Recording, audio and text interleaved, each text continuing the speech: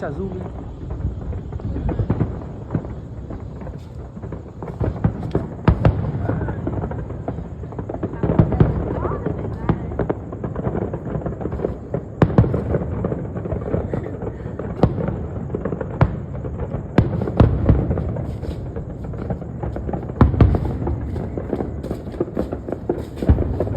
Quay Bảo Hòa quay mặt ở đây.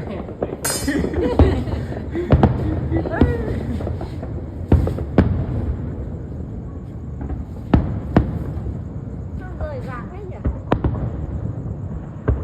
Dương nó bắn két đẹp lắm cơ.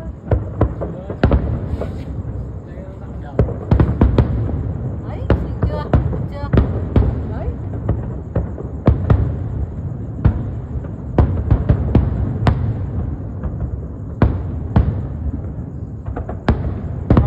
Chắc là mình không thấy được luôn. Chưa thấy có những cái bản nhìn đẹp. Nó đẹp, nó phải cả pháo phút mới nữa mẹ. Cả tầng thấp thấy nó tầm cao.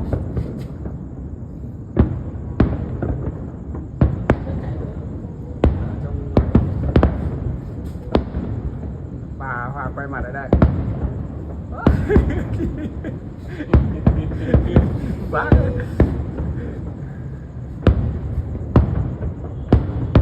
Cu lại đây cu hai mẹ con mình tí. Trần. Hai mẹ con mình tí. Quay mặt.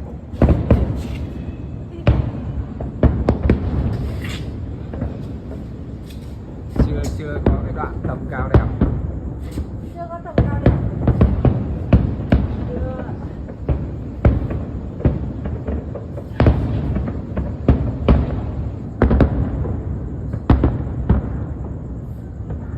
Tối này thì nhìn làm sao vào đấy được. Nó là 3 người chụp được 3 người.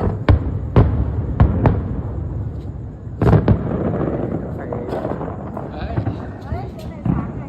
Cái này thì nhìn chỉ thấy mờ mờ mặt của bà mờ mờ. Tối. Không thấy đẹp như thế. Đấy, cái phái phục kia đẹp kìa, mình không nhìn được. Ừ. Thế à? Chưa. Không có 15 phút cơ mà.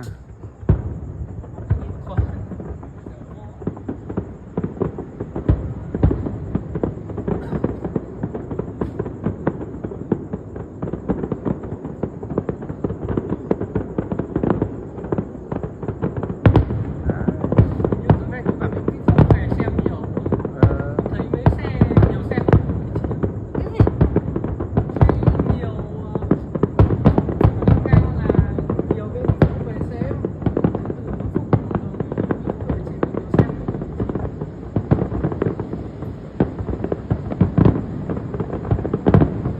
Bắn pháo hoa là năm trung ương mở ấy. Đâu không, đây năm nay là tỉnh mở. Năm nay tỉnh mở chưa và do dịch bệnh nên bên Z4 tài trợ.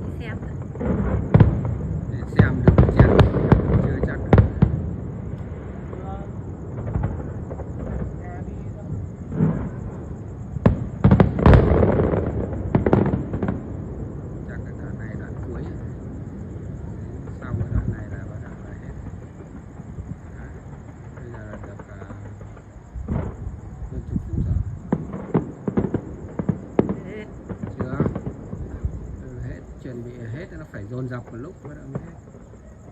Và dạng thế. Đây là hướng ngắt đoạn tí. Đây là mồi thêm vào. Nó lắp sẵn hết, chả mồi được cái gì.